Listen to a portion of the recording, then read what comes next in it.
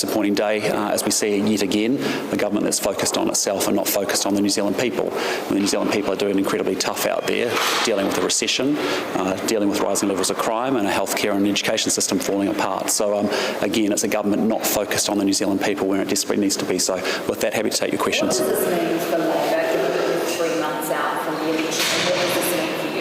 Well, again, it doesn't, I mean, for us, it's just a frustration that here we are yet again, another week, discussing drama and personnel issues within the Labor government. It's a Labor government that is not focused on the New Zealand people. And the New Zealand people deserve better than this. They deserve, we're in the middle of a recession. We have a cost of living crisis that's staying higher for longer and causing more pain and suffering for New Zealanders. We have a crime that's out of control. We have education and healthcare systems falling apart. And that's what New Zealanders want a government to be focused on. That's what a national government is going to be focused on for them. You said that there have been quite a few ministerial distractions, and it hasn't seemed to dent Labor in the polls in a drastic way. You haven't really been able to capitalise on that. Do you think that today's example will make a difference to the outcome of the election? Oh, look, I disagree. I travel the country regularly. People understand the country's going in the wrong direction. They have a sense that this government is broken and it is not working for them. And that's what we've been talking about. And that's why I've been relentlessly focused ever since I began this role to say New Zealanders care about the cost of living, they care about crime, they care about health and education. And we've been launching 27 different policies to talk about how we solve those problems for New Zealanders and the challenges that they have. You said Chris Hipkins has some questions to answer. What are you implying there? What has he done wrong? Well, look, I mean, I feel for Chris Hipkins. I imagine he's frustrated, but the New Zealand people are incredibly frustrated with this government because it's focused on itself and not on them. He's gone through a period of ministers, whether it's been all those issues. And what I don't understand is, as the leader, is that how do you not have clear expectations? How do these issues seem to go on and on and on and on and not come to an end? How does it take media to bring huge attention to a lot of these respective cases? Think of the last 4 ministers and their situations before he actually takes action. So there's something going wrong in the culture and the leadership of that cabinet group. And as a former CEO who's run executive teams, you want to be able to make sure your team is functioning, they're all delivering and contributing on the bits that they are. Where they're not, you're supporting and helping them. But importantly, where they're not delivering, you're actually making changes and sorting things out. Chris Hipkins should have assessed the situation and said, no, you've been away for 2 weeks, you need to be away for longer. Look, I don't know enough about the Kiri Allan situation, and that's really, Chris Hipkins will know more about that. But what I'm talking about is a pattern that we see continuing. We've seen Stuart Nash, we've seen Meka Whaitiri, we've seen Jan Tinetti, we've seen Kiri Allan, we've seen Michael Wood. It's just a rolling thunder each and every week of new personnel and drama issues within the Labor government. And all I'm saying is that New Zealanders deserve better than this, because outside this place, people are doing it incredibly tough. Half of New Zealanders are worried about money on a daily basis. We have crime through the roof. We have a healthcare and an education system literally falling apart. And instead we're talking about this stuff yet again another week. Sorry. It was. Is it excusable behaviour? No, I think when a Justice Minister is drink driving, it's completely untenable for her to hold that position. And so it was the right decision for her to be stepped down and to resign those portfolios. Absolutely. How much responsibility does Hipkins have to take, given that he was the one that allowed her to come back to work? Well, again, those are decisions that he has to be accountable for. I guess all I can observe from my position is a series of ministerial appointments and behaviour that has not been well managed. It has gone on and on, whether it's Stuart Nash 3 or 4 times, Michael Wood, 12 to 16 times, Kiri Allan with a series of rolling thunder of issues, and you need to make powerful interventions to say, either get that person firing and get them set up right so they can actually make the contribution you need them to make and make the delivery that you need them to deliver, or otherwise make changes, and sort it out. But it's not sorted out.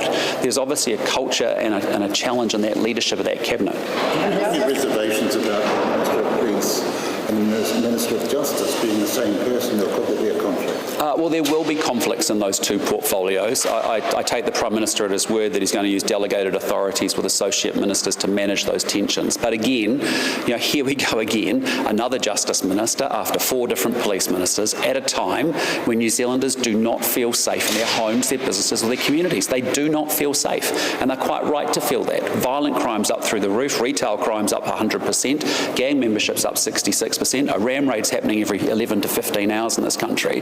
That's the reality for people outside of this place. That's what they're worried about. They're not worried about this stuff that's happening inside the Labor cabinet at the moment. And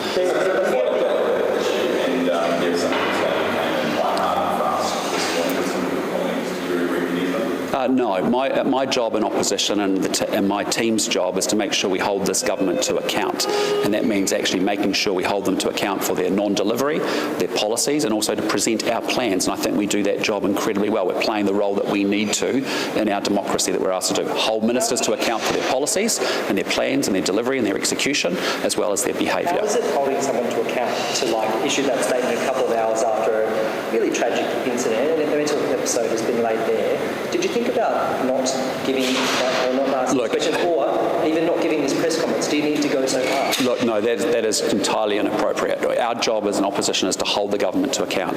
This is not personal. We wish Kerry Allen all the very best. We've said that in the previous weeks as well, that we want her to get the help, support. We're very supportive of actually supporting people with mental health issues. I've done that in my past life with respect to employment as well and leading large teams. So I fully get that. But actually what we saw last night was clearly a minister who's a justice minister being arrested. That is unacceptable. Therefore, that position is untenable. And so if you look at my statement, I'm calling, we want support for Kiri. That's absolutely important. But we also need to say, look, this is a government that yet again, we're having another set of conversations for the rest of the week when the New Zealand people want us focused on them, not focused on themselves, which is what this government's doing. The Prime Minister says the campaign's only just begun for Labour, so it's not like an issue of politics. What do you say to that?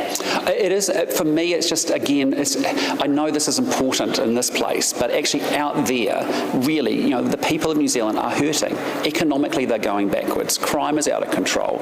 Education, we can't get our kids to school, and we certainly aren't educating them very well in terms of their academic achievement, and our healthcare system's falling apart.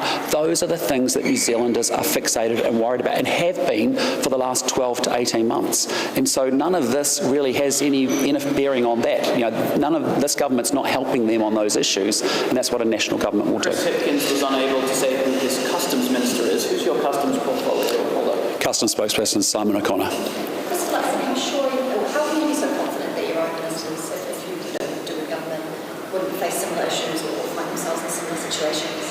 Well, what I'm saying to you is I will be setting an expectation, as I have in my past life with executive teams or senior leadership groups, about standards and about expectations. When people don't hold up to those standards, there's consequences for that. Very black and white about delivery. I'm only obsessed on outcomes and getting things done for the New Zealand people. I expect people to carry themselves. I don't expect people to shout, rant, rave, and get excited with their staff. I expect people to treat people with respect, and that's about a basic code of conduct about how we carry ourselves as leaders. And so that's pretty straightforward for me. So it's going to the Prime Minister and this what would you require for them to come back to work? Well, it's just, I come from a place where my mum's a counsellor psychotherapist, and so I would have actually wanted, personally, I would have wanted some reassurance from a clinician or from someone that actually the individual would be good to come back to work. But I want them to know that they're supported, they're cared for, we love them, we're going to look after them, but actually make sure that before they come back to work that I've actually got some reassurance from, that actually they're capable and ready to go and actually have been properly working through their issues and have got ongoing support that they desperately need. Is this what happened in this case? You went to a counsellor and didn't go and talk to a clinician. I know there are privacy issues here, but she was seeing a counsellor and she was getting... And that's great, and that's great to hear, and it's fantastic that that's happening. I just, you asked me a hypothetical, I would want some reassurance around that typically, is what I would have done in the past life, just to make sure I'd have a conversation with the individual and then also make sure that I had representation from their support that they were actually good to go. But how helpful is it that we're just speculating about this, like you say, without knowing the aspects of the circumstances? Well, I'm just saying, you're just asking me the questions, and I was telling you how I would react if I was in a similar situation. I was giving you an insight as to how I would think about that. But what I'm saying to you again is, look, we are here again in another week with another drama, another personnel issue inside this cabinet, when honestly, I can tell you outside of this building, the New Zealand people are hurting, and they want a government that's going to fix things, sort things out, get the country back on track, and get us moving forward positively. Okay, last question. Do you think that shows you confidence in Labour's tax support?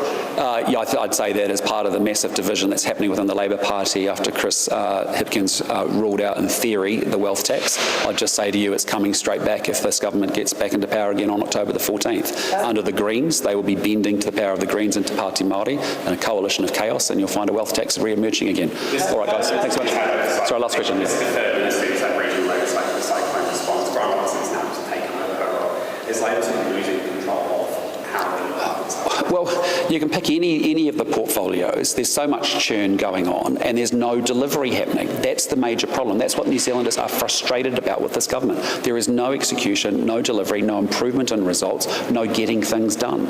And that's what they want a government to be focused on. That's what a national government will do. All right, thanks guys, appreciate it. Thanks so much.